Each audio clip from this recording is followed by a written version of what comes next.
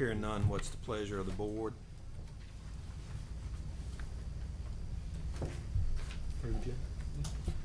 Okay, everybody's good. At this time, I'd like Ms. York to talk about a few things. Good morning, Commissioners. I just want to make sure that you have everything that you need this morning. There is a packet in your Dropbox. If you haven't pulled that up, let us know because we have put everything in there. I have a few handouts at your seat, and then we will just kind of let you know where we are on the agenda with what corresponds to the packet. And I've also got page numbers with the budget document if you want to follow along with that as well. So we're going to start letting you know about some adjustments that we have from once the budget was proposed, some changes that came after the proposed budget came out. And that will kind of let you know what the running tally is. And as you begin to make adjustments, we will keep that spreadsheet / calculator going to keep up with changes and let you know where we stand. So Laura Jensen is going to kick us off with that. She is the budget manager for us in finance. Laura.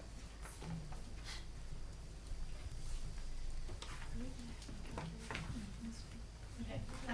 While we wait for the calculator to be loaded onto the screens, we have a few adjustments that came after the recommended budget was presented. In terms of, some of them are matching revenues and expenditures, but I'll go through the revenues first since that's a shorter list. On the revenue side, we have the addition of the United Way Great Grant for the Sheriff's Department. The electronics recycling fee will be added to the fee schedule, which will be attached to your budget ordinance.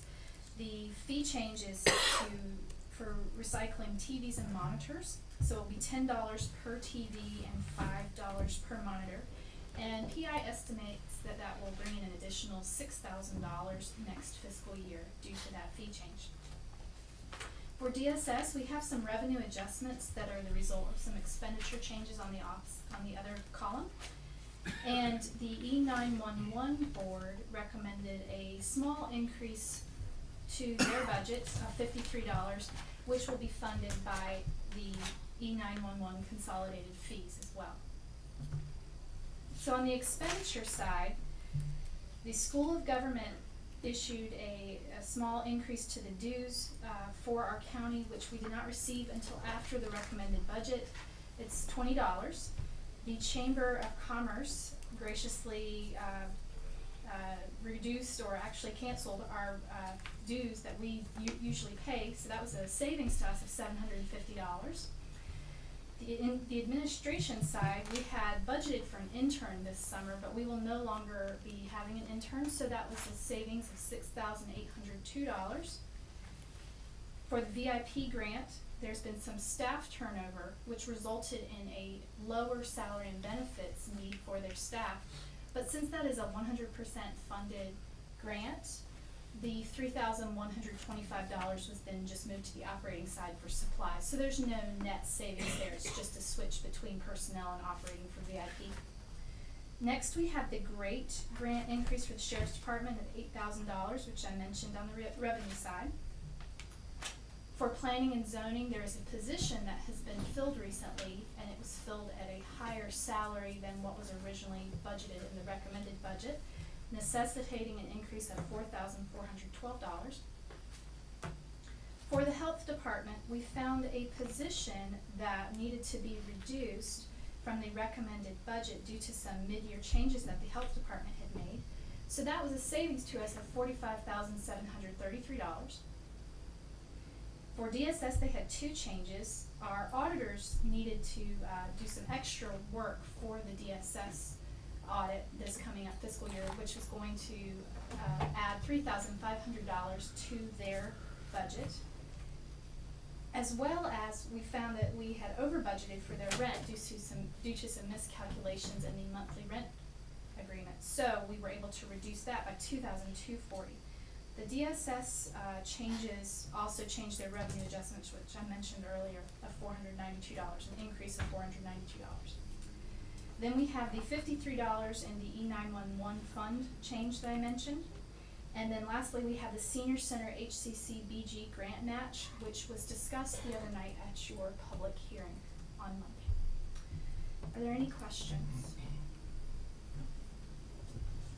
And you can see at the top in green, our running total, that we are to good, meaning we have found 21,540 in reductions that can be made. So that's what the green is, to the good of 21,540.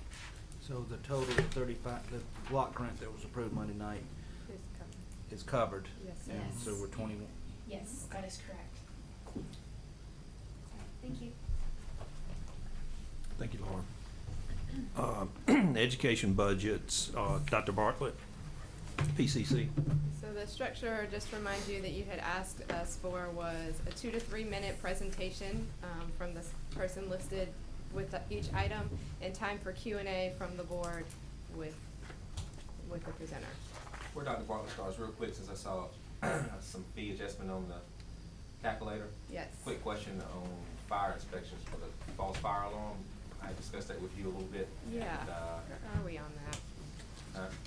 Yes, I remember. okay, so I was wondering if, maybe not now for July, but I would like us to work on that to get that fee instituted for residential.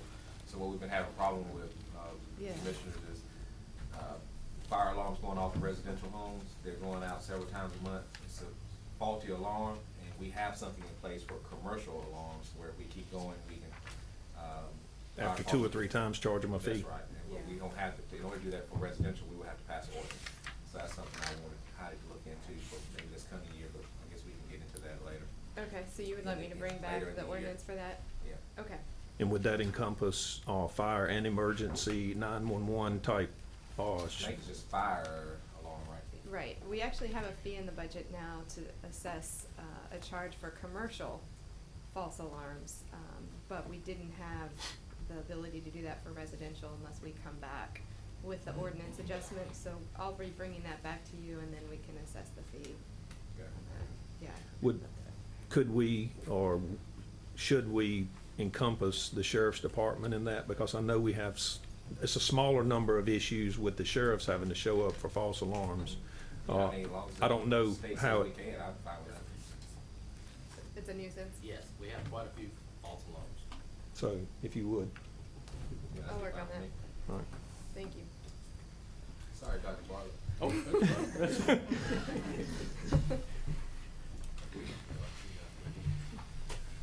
Thank you. Ready? Yes, sir. Well, good morning. Thank you for the opportunity to kind of talk about our budget needs for the coming year. I think they're, I feel like they're very minimal in terms of our increases that we're asking for. And within, some of it's out of our purview in that regard. I gave you a sheet, kind of basically give you a budget request that kind of outlined the changes from last year. And really, they fall into maybe 3 major categories and then 1 big category. One is just the COLA increase, the cost of living increase for our employees, which is our custodial and maintenance, which is the only personnel that we cannot use state funds to finance and fund. So we have to use county funds. And with them, you know, they are on our state retirement plan, and due to that, there have been mandated increases for state retirement and their major medical, and then we're looking at a 2% increase in their pay. So we're looking at about, with those all together, for those personnel, you're looking at about $29,000 increase to cover all of that medical, the 2%, and the retirement. We are looking for a little bit of help with the relocation of the new president, which is pretty exciting. I'm looking, Dr. Senegal is gonna do a great job. She was here yesterday. We had lunch with her, and I think you're gonna be excited to have her on board. The other big area we had is our increase in utilities and supplies, and that's really just, it's kind of out of our control, the cost of utilities and the use of utilities. That's about $21,000 right there, if you looked at those and added those up. And then, as you are very familiar with, I mean, we're working with the county in terms of the IT, and we got a letter from Heidi, the county manager, about needing to move your IT because it's expanding and the all importance of information technology nowadays. We are looking at upgrading software and some maintenance contracts for software that we have that's, can't be covered by state. So, we're looking at about 16,000 there. The other, and we have added some ITV classrooms. We have the Person Early College on campus. So the next big item we have is the technology capital that we're looking at, and that's about, overall, for three major categories, and it's about $443,000. We really do need this. Our IT infrastructure, our Wi-Fi, we're looking at 100 early college students coming in, and basically, if you talk to them, each student is gonna be hitting our internet with 3 different devices.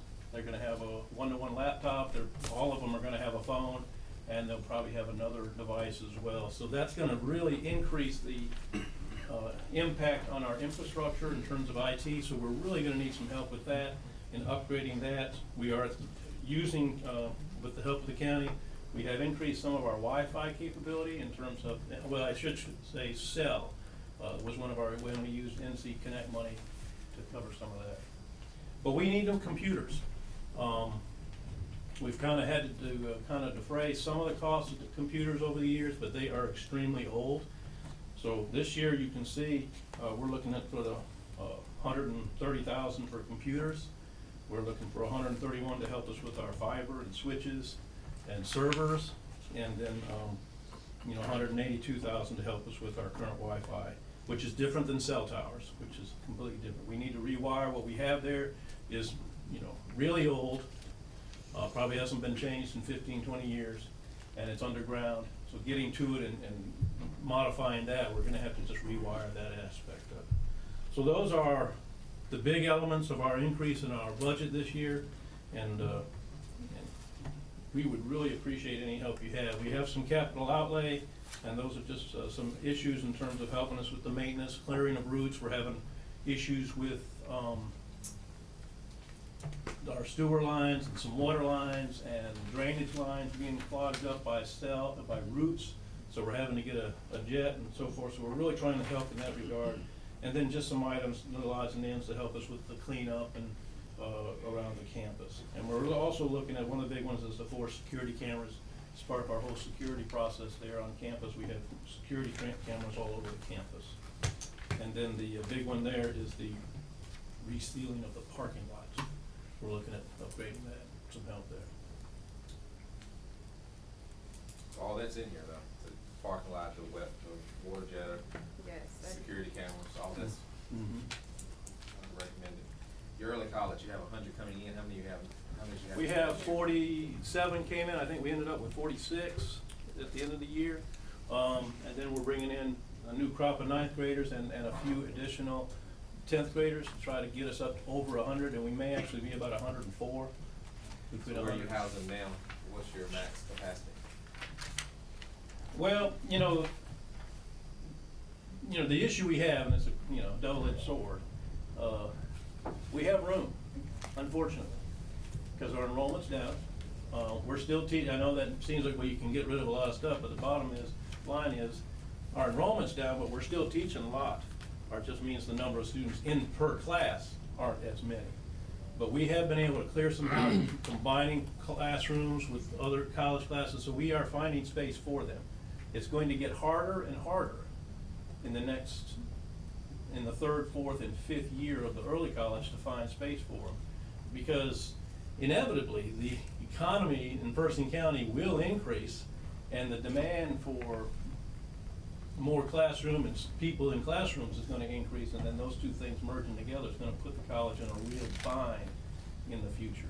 So we're gonna have to, as a county, figure out how we're gonna deal with that when they two come together. Is this the first year for a technical capital? Yes, it is. Request? Mhm.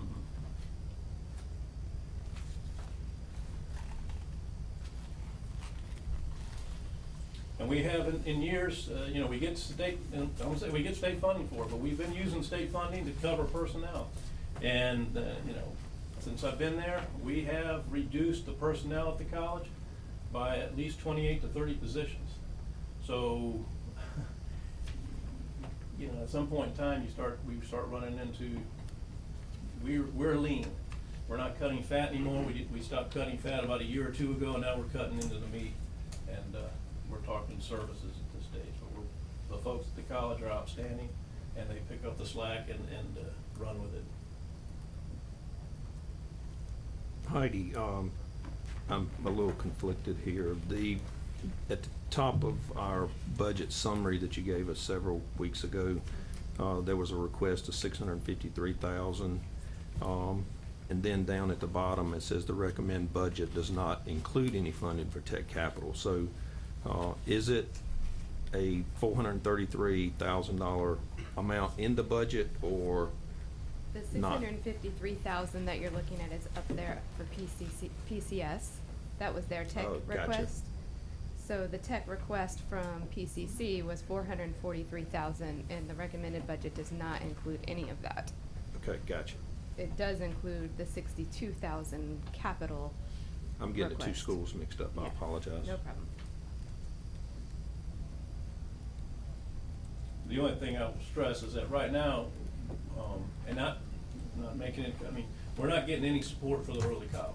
I mean, they have the principal, they have the teachers there, but other than that, we are getting no financial support. I mean, they came in and they fixed up some classrooms here and there with some, but other than that, we don't get any financial support for the early college. We love having them, don't get me wrong there. It's been a great program. Any further questions? Comments? Thank you, Dr. Barber. All right. Dr. Peterson, Person County Schools.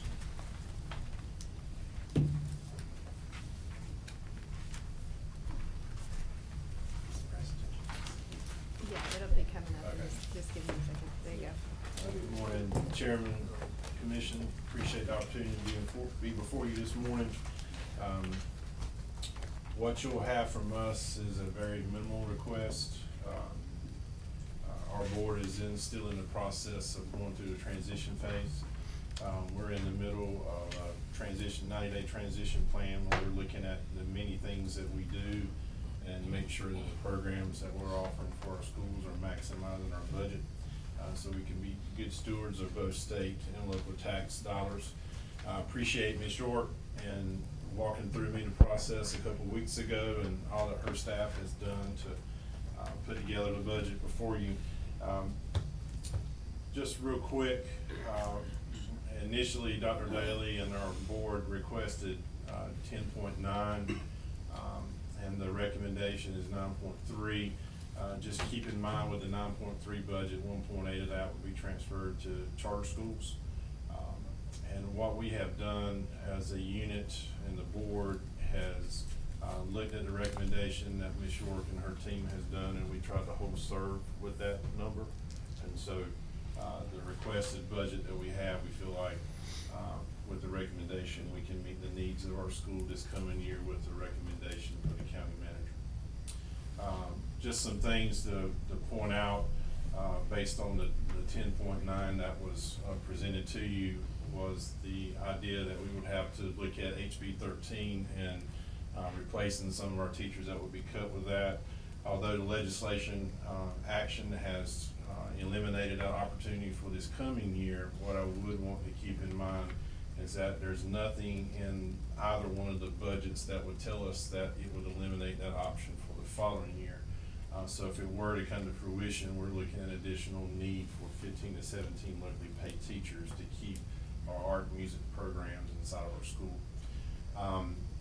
What we are gonna be asking for and what we're recommending to you is an additional $150,000, and what that would do is cover the additional mandated benefits and salary increases that we're projecting from the state or house budgets. And currently we have 42.5 positions that we pay locally. And so that would also include not only salary and benefits, but it would also include the local supplement that we would have and the different stipends that we pay for various employees. Even though the state, our locally paid teachers would still would have to meet the state request based on the salary schedule that would be given to us. In terms of capital budget, we requested 809, Ms. Shorts recommended 525. We feel like we can meet the needs that we have for capital, for this coming year, with the 525, and additional, needs can be met with lottery funds that we have available to us. Technology budget, the recommendation was 474,000. We feel like we can do the one-to-one initiative that we currently have in our planning phase for grades 3 through 5 with that fund source, and also take care of some of our technology needs and replacements that we have in our district. So basically, the board's request for you is to appropriate an additional $150,000, and again, that's to cover the state mandated salaries and benefits, as well as the FICA and the increase in Social Security that we have for our 42.5 locally paid teachers. Well, the salary and benefits, is that something that's a done deal, or is that something that we were looking at with the prospective budgets that we're working on? That's a projected cost, yes, sir.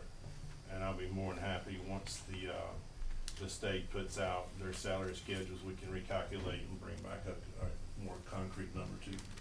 And when do you expect that? That's a good question. Depends on who you ask. Weeks, month? Hopefully July 1, we'd have a budget in hand. That's what I was gonna mention, we've done that in the past where obviously the state didn't have a budget ready July Right. 1, but there was kind of a commitment from the board that we would fund that, but we waited to disperse the funds until we actually knew what that number was. And I think we will be very receptive to that. Obviously, we want to make sure that we give you a number that's concrete. What we're doing now is, whether we want to call it a guesstimate or not, that's kind of where we're at.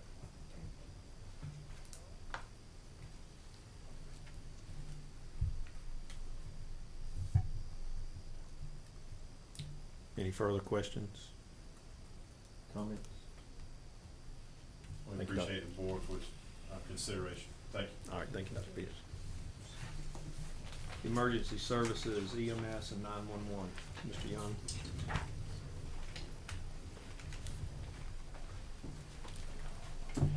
Thank you. I'll just have a short introduction. I will ask the two managers to come up and go into more detail. But just shortly, briefing that when I first came here last year, I did went through the whole department and looked at our strengths and weaknesses and opportunities.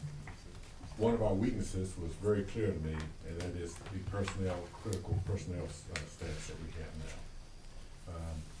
We will be presenting to you information to support that. I want to assure every one of you that we are not coming to you to tell you what we anticipate may happen next year or 2 years from now. I'm coming to you telling you that we are at the critical point of services providing to our citizens. We are at and crossing that line, affecting our services. So with that, I will start off with introducing Brett Wren with our communications, and then he will follow Greg White with the EMS. Let me just give you some page numbers. I see some of you flipping through. For EMS, it's on page 74 and 75 of your budget document. And 911 is pages 70 and 71. Brett is gonna speak to 911 first, so that's page 70 if you wanna look at that. There's also a copy of his presentation in your packet. Good morning, Commissioners. Thank you for allowing us to be here today. I hope not to take up much of your time. Briefly run through some of our challenges and also our requests before you today, and then I'll turn this over to Greg. So very quick in emergency communications, the center was established roughly around the 1990s, 91 area. Just to give you some background on our personnel status. Around 1998, 2 telecommunicators were put in place per shift. Since then, a slight increase to 2 people for peak times, whereas that was then returned back over to the sheriff to fulfill some needs in his office. So we are now back in 2017, we are back down to 2 telecommunicators where we were at also in 1998. So 1998 to 2017, we still have the standard level or the same level of staffing per shift. So again, the center is currently staffed 24/7 by 2 telecommunicators. We do have a supervisor who comes in to work a noon to midnight to try to pick up on some of that peak time, while also trying to do some administrative, some evaluations, personnel development, so on. While call volume has increased slightly, A lot of our call times have increased because of the amount of information we're now having to collect for liability reasons to make sure that the county and the staff members are covered. Just a quick diagram of kind of showing you how our call volume has flowed throughout the, since 2003 up till last year. And also radio interactions, this is a value that we began tracking last year to see, because before then we were only tracking what 911 calls were coming in. Taken out of the aspect of they also have to be on the radio. We're monitoring that radio traffic from emergency responders. So we began tracking that last year. Here's some values for you. Current challenges faced: 911 staff are unsupervised for 6 hours of their shift. So staff works 12-hour shifts, however, supervisor is only there for 6 hours of those shifts. Making that very difficult. If an issue does arise, when a supervisor is not in place, they are then having to contact our 911 QA and training supervisor, Denise Drumright, who typically only works 8 to 5 Monday through Friday. So when she gets a call on the weekend, that then throws us into an overtime situation for her. Also, in times of unanticipated high call volume, the 911 center becomes quickly overwhelmed by just those 2 telecommunicators, and at times resulting in delayed or unanswered 911 calls.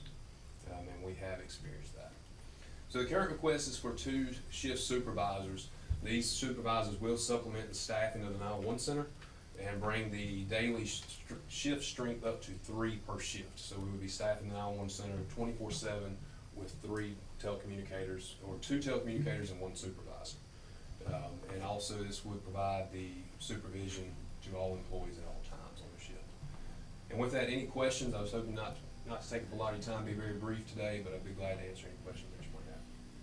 For the 2 new shift supervisors that are proposed, will their work requirements be that they are working supervisors, or will they just be in supervision roles? They will be working supervisors, yes, sir. Provide support when the call volume's higher, They will be on the console. and radio That's support. correct. Yes, sir. Yes, sir.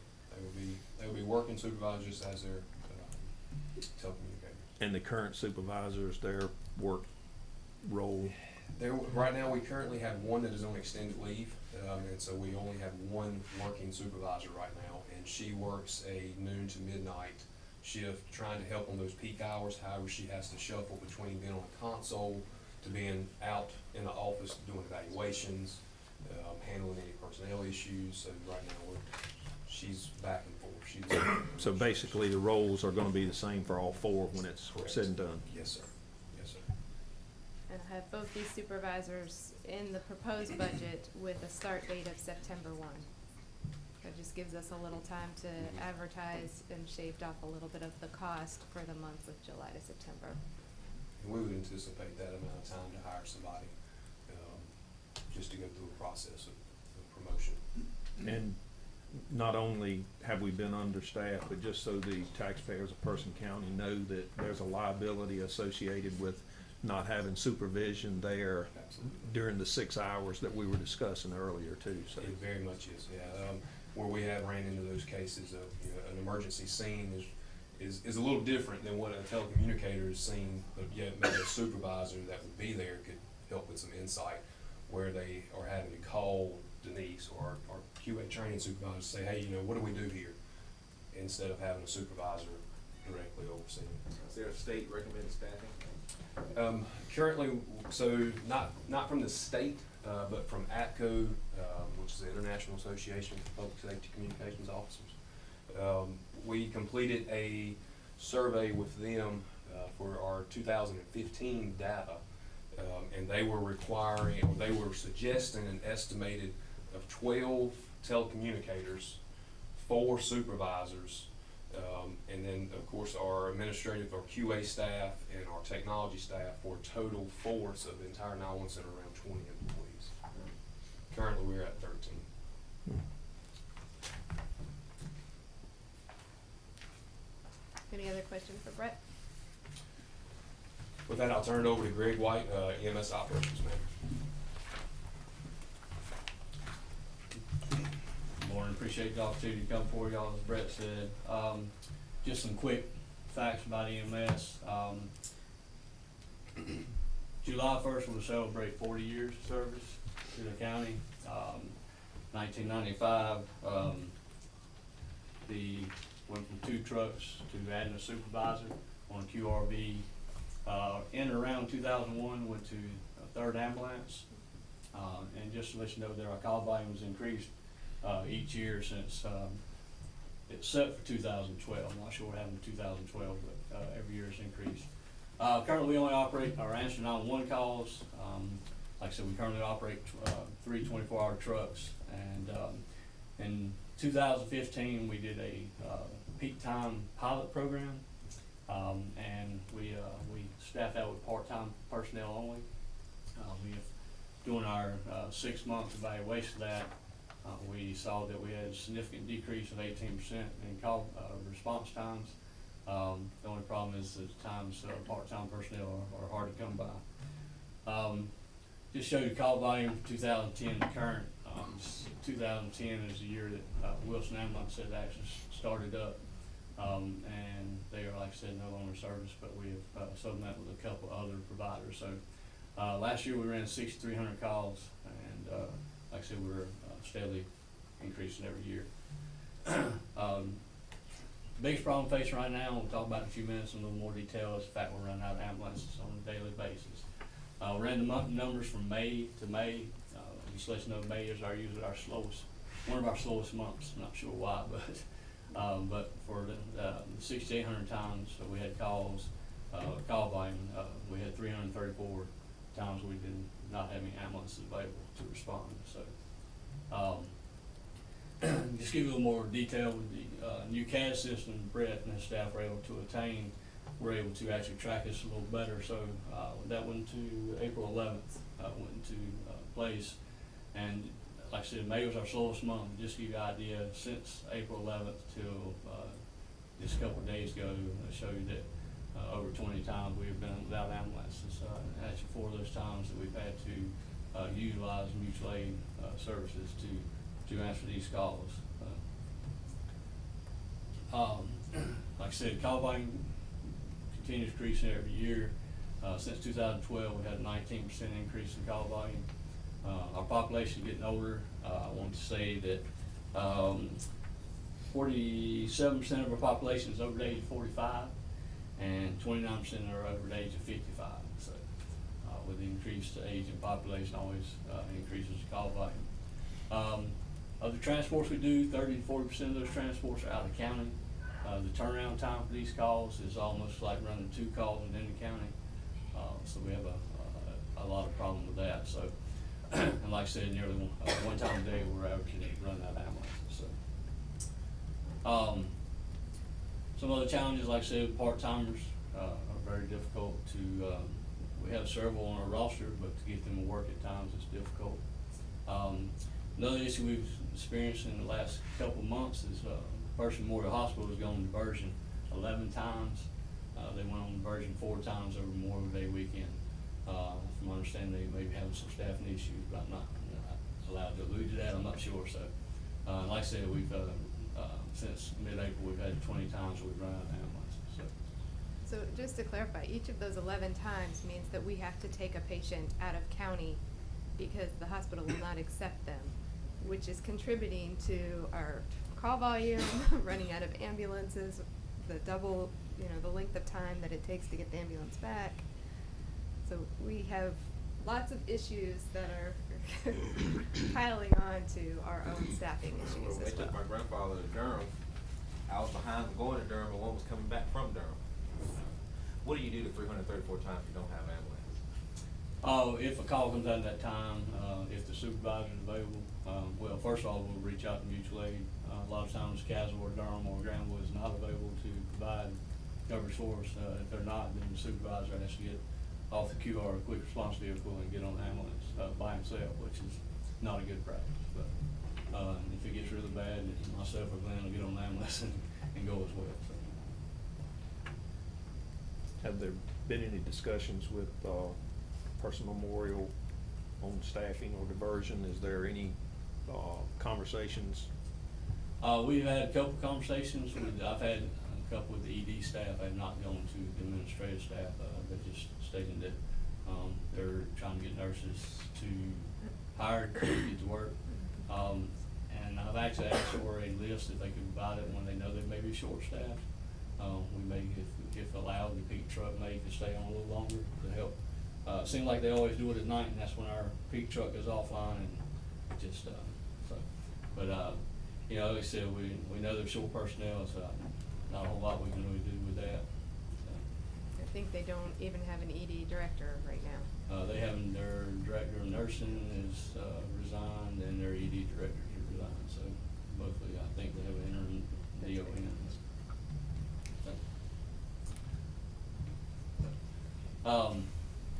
And we clearly demonstrate we need another ambulance on the road. Some best practices, just from those that, have done this for a long time is that, one ambulance for 10,000 populace, or, some say between 1,250 to 1,500 calls per year. So we definitely, I think we're 39,400 and some, and so we kind of fall in both those ranges. Like I said, our original request, to the county manager was for 8 positions, to help to, with the budget and balancing the budget. We, kind of settled on doing 4 personnel this year with the hopes of doing 4 more for next year. And, like I said, we have state-of-the-art technology right now. Our, computers have been updated. We're fully staffed, which is a lot of service can't say right now. The biggest problem is we having issues with, answering our call volumes. So, with, let's say you got the whole 8, a whole new shift, does that mean a new ambulance, or do you have something, do you have the rotation to where 8 people will come in and you have ambulance for them? We currently have 6 ambulances, and so, like I said, 3.5 times, so we have the ambulances to do that. We had talked about putting a new ambulance in the budget each year, which we do for each year, but we didn't wanna, overwhelm the budget with putting 2 big ticket items in there. We were on a schedule of replacing an ambulance each year in rotation, but as Greg said, it wasn't included in this budget just due to the cost of the personnel. So my recommendation is simply a Band-Aid. I can't say I feel great about the fact that I'm only putting in 4 positions. We just didn't have the funds to give him a staffing level that is required to meet the demands of the services right now. So, you know, we feel like we can try it with the 4 if there's a commitment to bring another 4 online next year. And again, these positions would start in September, and we would then need to bring a request for an ambulance back at another fiscal year.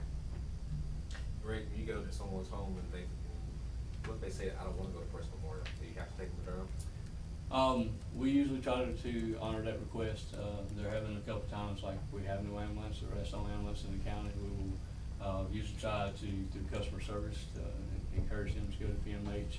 And then if they need to be transferred out at a later time, we can do that. But for most part, we honor what the patient requests. Does that happen more so than? Yes. And then, the 2 companies that we're working with now, are they still the ones that we approved for Doug to, when Wass went out, are they still in the county? We have North State, which is in county, and I believe if Doug wants to talk about that, Regional One was unable to fulfill that obligation, and we're looking at another vendor, just actually doing some stuff from county to county. They can't do anything in the county, so. I saw one with BAS on the side of it. That's Bertie, yeah, that's the one, that other one, yes, sir. So, I think we're just waiting for their, packet. For Their the application for the yes. franchise, yeah. What's the, cost of a new and outfitted unit to be put in service? Around about. $225,000. That's new and outfitted. Well, we have all the equipment for the new ambulance, so that's basically just for an ambulance and the stretcher. Yeah. If you wanted to outfit it all from the top to bottom, it'd probably be closer to $275,000, so. But for another $182,580, we could supply your full 8 shift, and you have ambulance, put them on down to, correct? Yes. How much was that rate? 182,580, that's starting in September, if we were higher, if we were. Hire the other 4? Total 365, 160.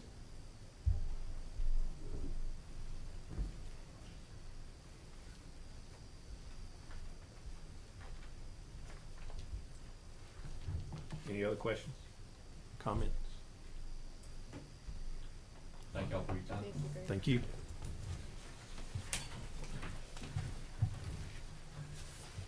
You can see in the context of that discussion why it was difficult to increase funding for some of our other services when we're not meeting the demands of some critical needs. And when it's your family member that's not getting an ambulance service, it's hard to justify increasing funding for some of our non-mandated services. That budget request was the hardest one to try to figure out what we do here and feel good about how we're gonna operate next year.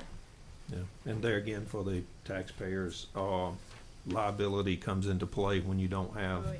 emergency services available when they're called on. So, thank you for doing the best you can with what you got to work with. And, as we go through the budget, hopefully we'll be able to squeeze a little bit from here and there to, help out with that. So, number 4, any other questions, comments?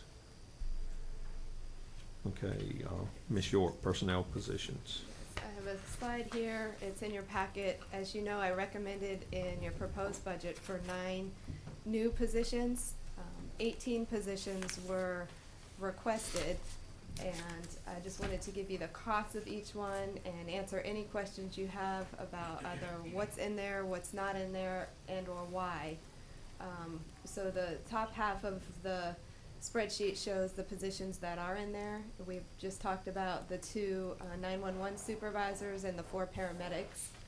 I also have 2 of the DSS positions, so 4 were requested. I'm recommending that you fund 2 of those, both in the Child Protective Services area. And then the sheriff has his deputy technology specialist position, which we've spent some time talking about the needs created with the body cams and needing somebody to help support the technology over there. And then the red part are the positions that were requested by departments, as well as the farmland preservation. That one in the middle, the Ag Economic Development Officer, you heard about that at the public hearing. I do not have a number assigned to that. I haven't done the research to figure out exactly what we would pay that person. We imagine it's somewhere between 50 and 60, but I didn't consider that in light of some of the other needs. Happy to answer any questions about those positions that you see What's the there. difference in your 218, 150 for those 4 EMTs and at the top, is that showing July 1? Yes, that is the July one, which was what they had actually requested. I had just backed it down to trim that cost a little bit. Ms. York is the deputy technology specialist, a sworn officer, or? He is a sworn officer, that would allow him to testify in court, and present evidence as well. I think the sheriff has disappeared, but. I did, looked for him, didn't see him. Yeah, Gordon, I asked about that earlier, and it is a position that they want to make sure that since we've gotten the body cams now, that a sworn officer be able to handle that information, and it would not leave a chain of custody, Okay, so that we would have issues when we go to court. okay. And just pointing out again, the 2 DSS positions were positions that we needed to put in place not only for the welfare of our children, and, but also we were in non-compliance for some of those issues too. That's So right. Thank you for- about $140,000 or $150,000 worth. Again, not just for Child Protective Services, but we were non-compliant as far as the state's concerned. We have lots of data about the number of children that we currently have in our custody, and both of those positions are needed with those increased caseloads. And problem has been our Child Protective Services force have been coming in pretty heavily. And if they're substantiated, then it not only puts a strain on that unit, but then if we have to take the child in trust, then it puts a strain on our foster care unit. And I tell you, in the county, a few weeks ago, we had an infant fatality, and they had been in our system for some time, but were already out. And I'm very thankful, and we were very blessed that that We- was the case and it wasn't sitting on our desk somewhere in the document and hadn't gotten to yet when that happened. We did the right thing. Any questions for Ms. York on personnel positions? I'd like to comment, if you don't mind, on the ag economic development person, you Certainly. figure on that, but, as you noted, they were well represented at the public hearing the other night. They're very quiet. They didn't have a lot to say, but, their presence is well known and well documented, and I think something we need to consider in Person County as far as EDC is concerned. I don't know about that position either. Part-time, maybe, full-time, whatever. Ag does put in about $91 million into Person County's economy, and that's not a small number. Thank you, farmers, for putting something before me to eat 3 times a day, as well as the money that comes into the county. But so at some point, I'd certainly like for that to be considered. All of those are legitimate requests, but rather than having a question mark by that, maybe put a number on it. So Okay. we'd have something Do to some count. research. We had some Yeah. trouble finding similar positions to Yeah, benchmark understand. against. So, And then Yeah, we just were a- not sure what economic development was looking like when the Mhm. recommended budget came out, so I didn't feel good about adding a staff person at the time. yeah, I'll that's be, good. I'm interested in it, but I'll be interested first in doing it part-time. Yeah. Okay. See the workload, see what kind of, duties, and like you Mhm. said, we don't have a lot of counties or benchmarks to look at as far as what the roles will actually be or, Right, that's what how I to was be talking about. utilized. But part-time, we don't have to pay any benefits and we can, Mhm. we've had people do part-time before, work 3 days a week or whatnot, things like that. And, trying to judge the interest of it. Mhm. I did a little digging on the ag because of the meeting the other night, and it looks like surrounding counties or people who have a position similar to this, the salary and benefits comes in somewhere in the neighborhood of about $75,000 a year. So half of that, I'm not gonna do the math in my head and show how ignorant I am, but half of 75,000 for a part-time position will bring in. But thank you, Gordon. Any other comments on personnel? Yeah, I'd like to mention the environmental health specialist. Of course, you knew I probably was gonna do that, but I still feel like it takes so long to get these people trained that we took that out of the budget. It was a position that was there and they're doing your water and sewer stuff, and you can't get your lots looked at until you get your permit, until you get your lots looked at over there. So I think that's something we need to be aware of. It seems like the economy's picking up some and that you're getting some more building and different things going on. And I know we've had a turnover in the building inspections, and it's taken a while to get that up to staff, so I don't know where you're at with that exactly. But I don't see that in their requested this time, so I'm assuming that they're trying to get all the rest other stuff together over there. But I still feel like we need that environmental health specialist back in there because it takes quite a while to train one. Have there been any recent numbers put out on response time and wait times, wait periods? Yes. I'm trying to remember when that was. Recently, a couple of weeks ago, I guess. I can get that data for you again. It is a significant turnaround time in environmental health at this time. Janet and I had talked about holding off on filling this with an attempt to try to advance some technology over there for environmental health, and hope that maybe we could try something other than a warm body, maybe using a little bit more advanced technology, just to see if we could cut down on the turnaround time. I think it's about 3 to 4 weeks, if Yeah. I'm recalling, That's right. right now, to get somebody out on site to help you with your well and septic. I will point out that everything they do out there when they get on site is by state rule. So they've got people from state agency looking over their shoulder to be sure they're doing it like they're supposed to be doing it. And you want your sewer system to work, so you want who you got out there qualified. You don't want somebody out there that doesn't know what they're doing. If it does, liability eventually comes back to the county if they're really not doing what they're supposed to be. So Thank you, Jimmy. Anything else? Any more questions, comments for Ms. York? Hearing none. Number 6, senior center budget, Ms. Cox? Not here.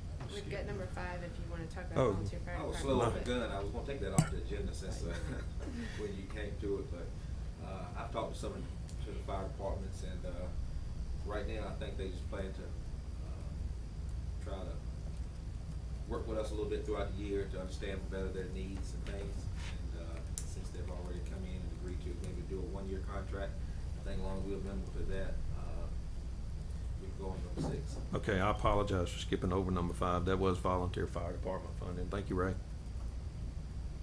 So we're gonna go over that, go to number 6, senior center budget, and Ms. Cox is. Yeah, Diane's not able to be Not with here. us today. We weren't sure how far along we would get on the agenda. She is available to attend your next work session.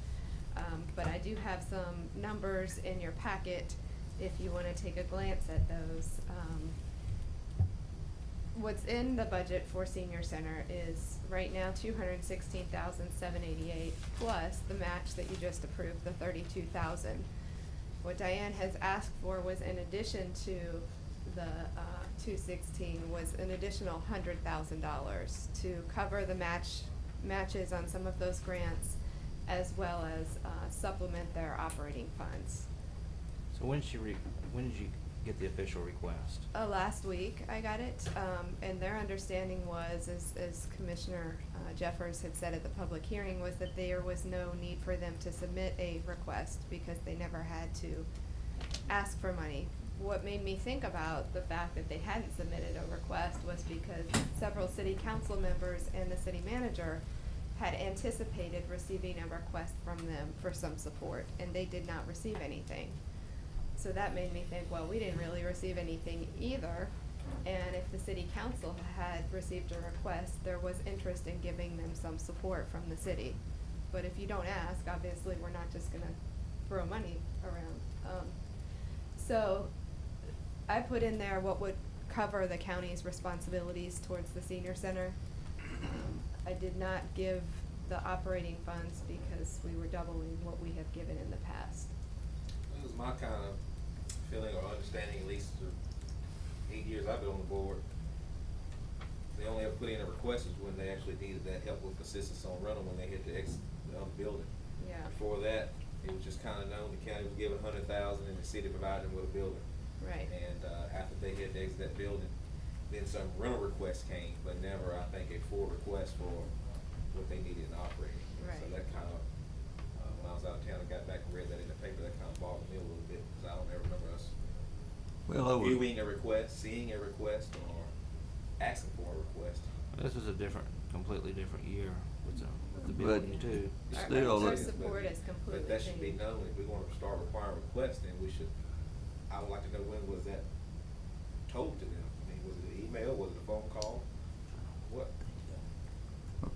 You know, we need to get past that and look at what we need to do. And I think that the other night, and if I'm understanding correctly, that was it 32,000 grant that they got? 32,545 Well, or something like Yeah. that. Subtracted that off of the 100,000, what would that leave you? Yeah, if you'll go to the And next she's not here now. slide. She said she can come to a later session, but I'm Yeah, I just. certainly don't wanna speak for her needs, but, Amy has spent some time analyzing, their audit document, and what we see from what Diane is planning to present, she has not presented her budget yet, related to the Region K, nonprofit, but what we see is that there was about a shortage of $88,000 in her budget that she is looking for the county Okay. to fill with her 100,000. So the second bullet, there's your grant match. There are 2 other grants, that require matches. General purpose is a $3,700 and transportation. And so that gives you your remaining amount that you would need to balance that, if you use the 88. Now, if you wanna use the 100, then we're talking a little bit more than that. Now, has the city, have they requested anything from the city? They have not. That's to date. That is correct.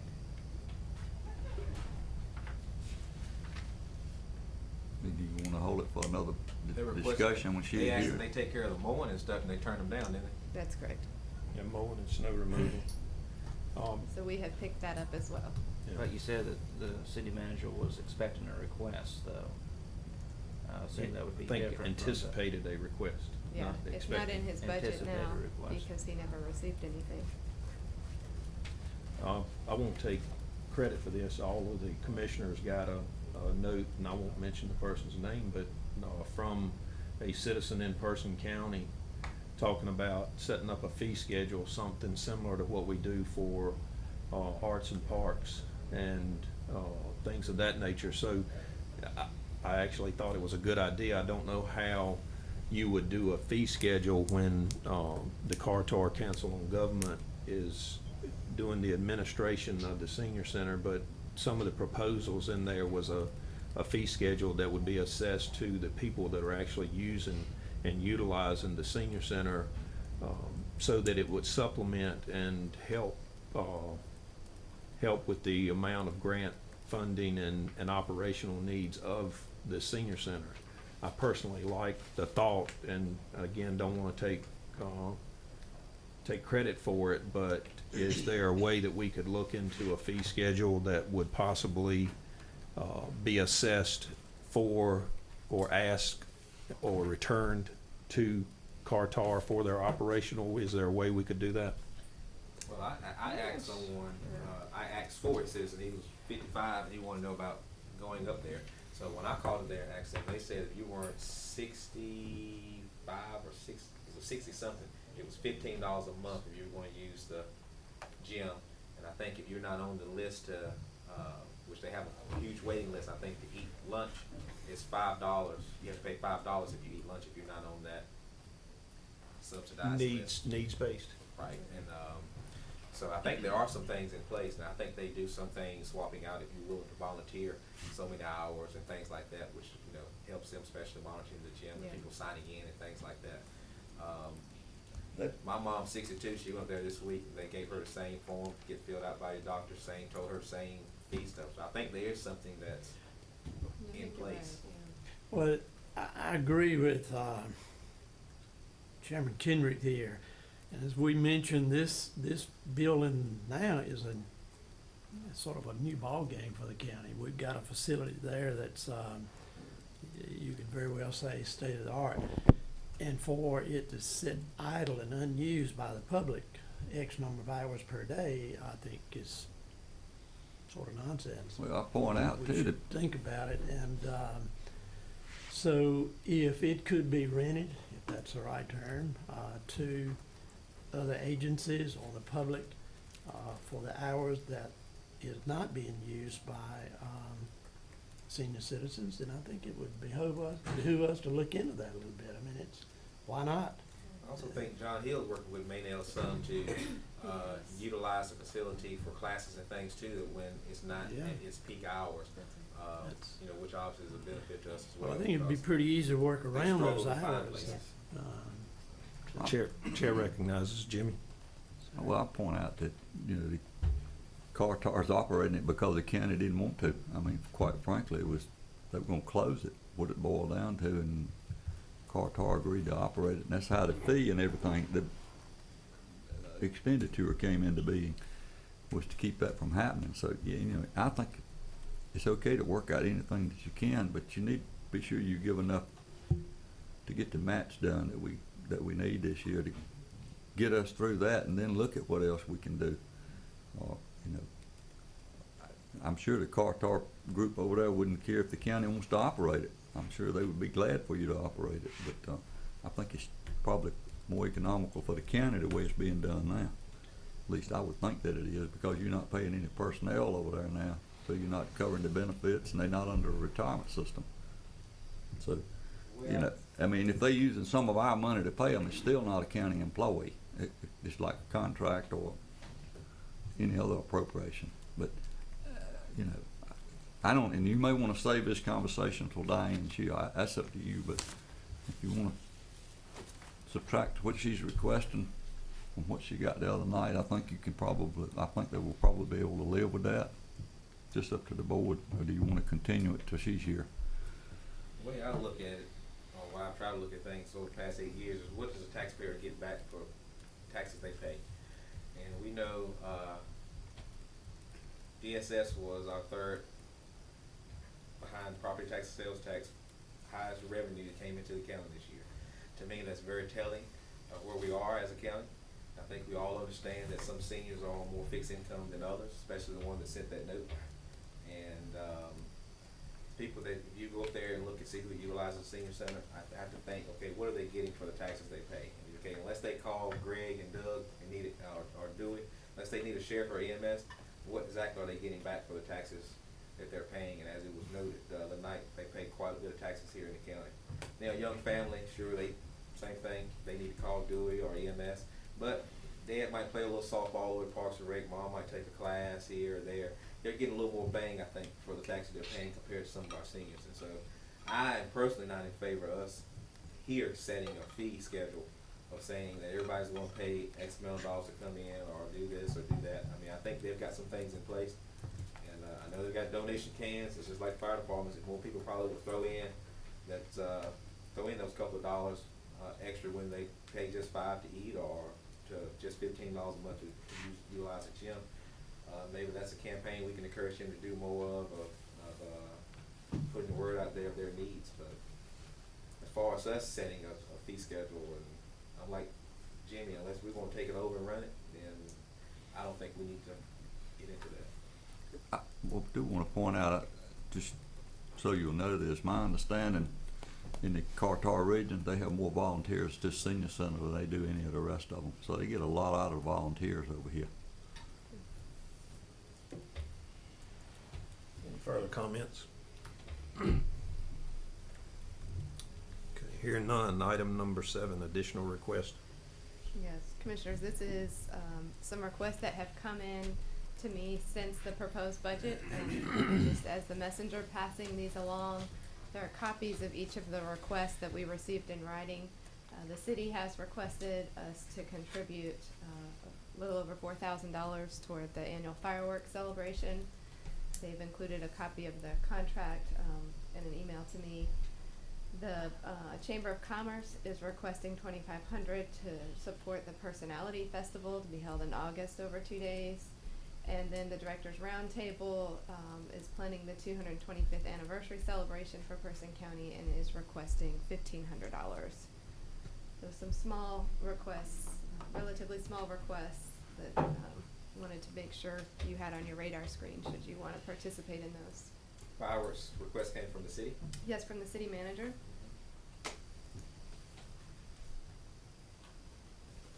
Question? So they already got a contract and Yep. all that stuff in place? Yes, sir. And so that's half of the cost, okay. Estimate on how many people that event brings into the city? Let me see if he mentions anything in his letter about You that. can't count them all. Yeah. No, he didn't I have go to sheriff anything. department watching people in New Way, people are there, they're all over. Oh, yeah. Some people in town just stay at home to watch it. You can see them on Main Street. Any other comments?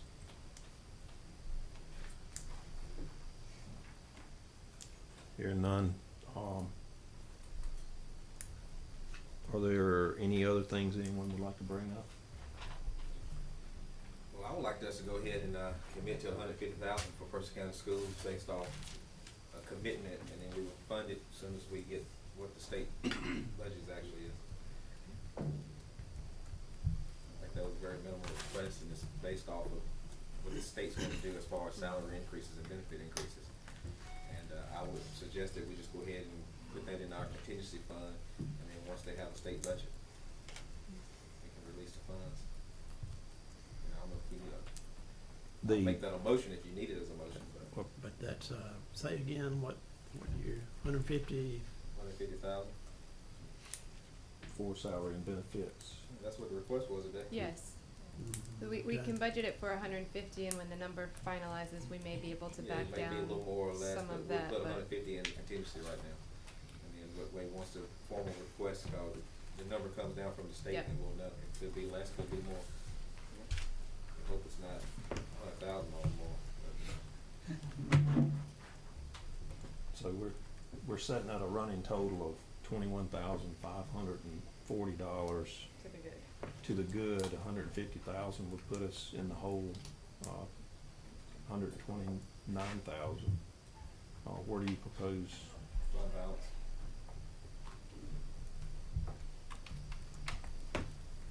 This would be included in the operational budget, which would be set for next year's budget also, correct? Be in contingency. He put it in contingency, but No, once but- you put it in, it would go in the operating funds for the schools, the current expense, and would be a She has, current. manager has 100,000 set in contingency now, so I think if it came in a little higher, a little lower, we probably would have, hopefully we'll have in contingency will cover that. Well, Would be. why would we need it from fund balance if she's already allocated funds, 100,000 contingency? Cause I didn't wanna wipe out our contingency for the whole year. Right, we usually keep a little more than 100,000 in We're gonna come in here in December, contingency. want some. Not me. And that's where we hit, so we don't have to tap fund balance throughout the year for small Yeah. expenses. Well, you got a better place to take it, that's fine, but I'm just, that's. Well, I'm open to it. I would rather, Cut, go ahead, see it. Where? but I'm open to it. I didn't make a I'm open motion, to I it. just said what my Well, suggestion would be, I thought that was, I'm looking at this list right here that I wrote, and that was, to me, that was considered a low-hanging fruit. Mhm. I mean, you know, I agree. I mean, I agree with you. I think it's important. I'd put it on our wish list and go down the line and see what we can do to make it happen. Okay. Mr. Chairman, Yes, sir. that being said, if we look back at the senior center budget, I think probably we were looking at a while ago, didn't we say something about 88,000? Yes, that's the Well, number that we've Well, if we took the 32 off of that, identified. you come up with what, 56,000? Yes. 46,571. Yeah, that sounds right. If you came up with that number and we said that we were willing to use that number, then you wouldn't really need Diane to come back unless she wants more than that number, unless she can't live with that number. I mean, you know, how do you feel about that? I feel like that we're gonna not let that building over there go unfunded, so we can get out for 46,000. We already got 32 calculated into the If you fund, wanna so- do the match and the remainder to get to her budget gap, it's about 55 or It's 56. 55. That's what I thought, 926. Yeah. 56, it's Yeah, 56,000 with the budget gap. Yes. Yes. So if we could do the 56,000, or you Yes. want her to come back and explain that, that's up to the majority, but I just threw that out there. If you're willing to do that, then we'll be done with that one. And again, where do you Well, your propose this slide come is from? wrong, your slide says 46,571. I know, But that's, that doesn't include the match. The match is the bullet, one bullet or two bullets above that. It's 56. not, it's 88,471, we awarded 32,545 for the grant match. It says remaining needed to balance the budget after match requirements met. yes. Yeah, that includes So- the bullet right above it. There's some 9,000. additional. Yes, the 9,000. so Yeah, make it- you need 55,926 to meet the budget gap if you take out what you've already appropriated for the home and community care block grant.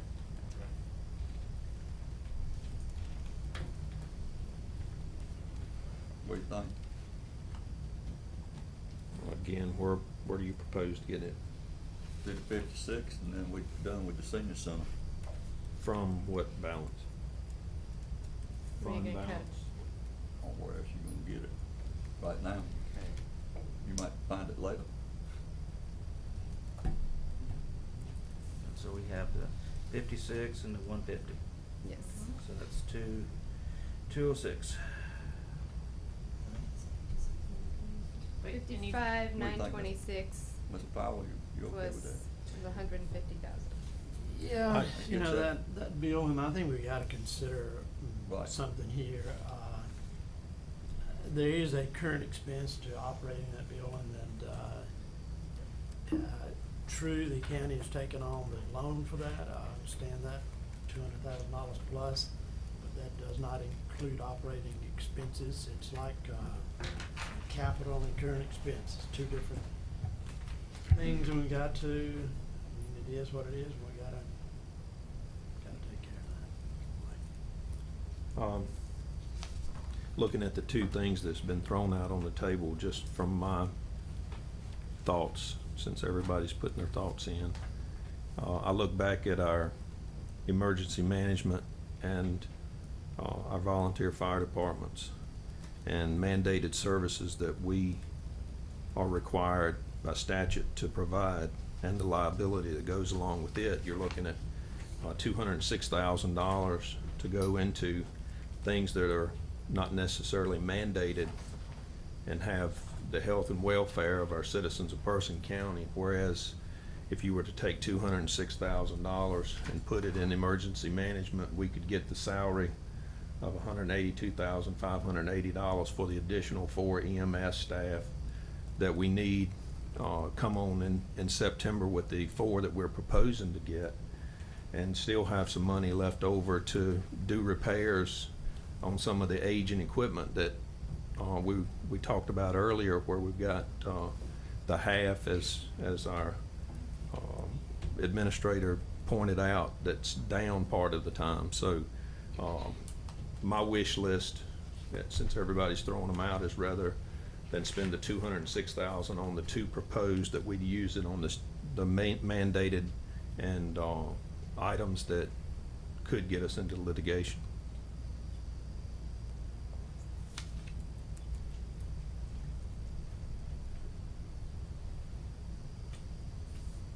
Or we could use the additional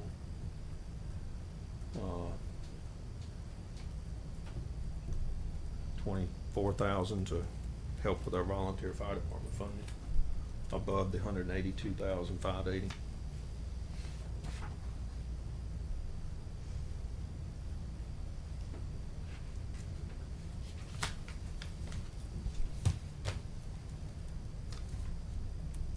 Any further comments?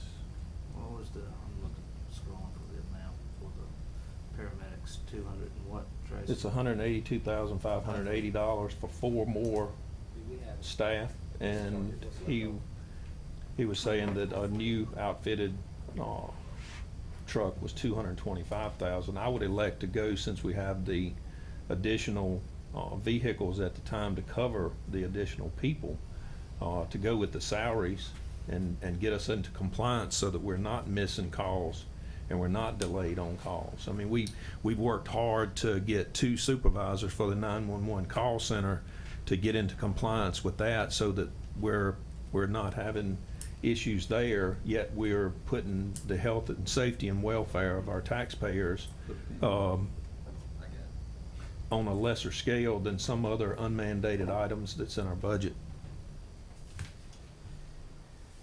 If I had 2 others to agree, this would be my wish list, and I can make that motion, we'll be done right now. Senior Center is 55,926, right? Correct? EMS is 182,580. Correct? PCS is 150. Yes. And I'm even gonna be nice and throw in the city fireworks personality and the 225th anniversary. All right. 1 penny generates 438,930. All right, the Senior Center, PCS, and all of what I mentioned. If you did 1 penny, you leave over $63,839. I would give that to PCC for that technology, and your budget be balanced. 1 penny on the tax rate will fund all of what I just mentioned. PCS, Senior Center, EMS, City Fireworks personality, and the anniversary. And PCC, it's not all of what they wanted, but I mean, I understand they got an aging building and they need some technical help, but that 63,839 will be left over from that. And I'll give that PCC for that technology.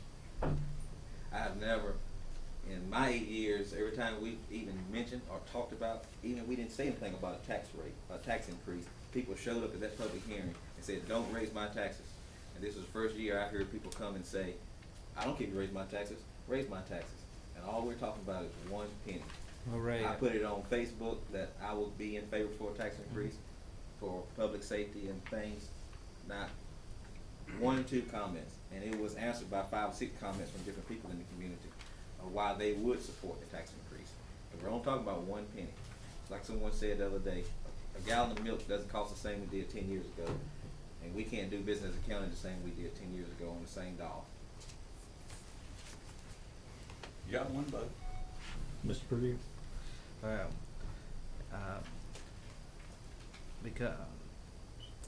because there was no recommended, tax increase, I think you would have had more people there at the public hearing to speak out against any tax or increase, and just, and it's funny to see residents asking for a tax increase, yet I see them at the Board of ENR asking for their property values to be decreased.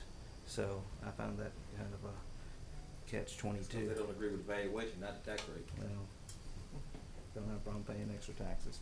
So, but I'm sorry?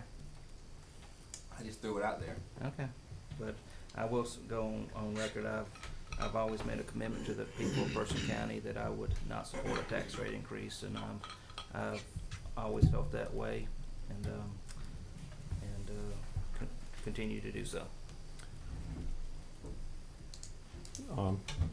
I want to go on record to say that I'm still going through the budget and looking through on different things. We discussed in our budget planning session originally that we've got about $15.4 million that are in our budget that are not mandated by the legislature that we spend. One of the things that I've said, everybody's talking about what they've said, is that I will not increase, or I will not balance the budget on the backs of our employees. And for years, we kept salary and benefits down for our employees. I think we've made great strides to do that. So not knowing the exact numbers, if we just cut $15.4 million in half and we settle somewhere in the neighborhood of $7 million, that's items that we spend in Person County that are not mandated by the state legislator.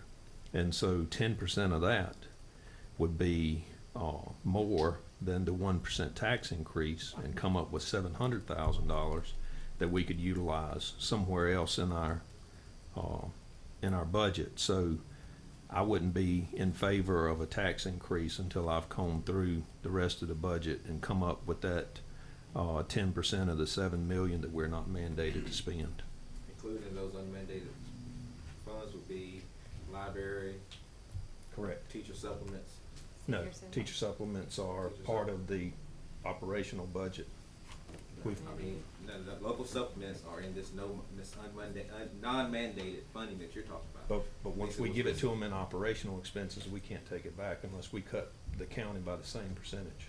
I would like clarification on that, because when we saw that at the retreat, That's true. teacher supplements were in the non-mandated That funding. is true. It is non-mandated, but once you expense put is it in their non-mandated. operating expense, you can't take it back unless you cut the county You're both by the right. same percentage. We have a draw. I appreciate you challenging me. I'm always good for a good challenge. Don't be the You're minority, both don't mean I right. gotta be quiet. Thank you, Ray. Non-mandated, but you can't take it away.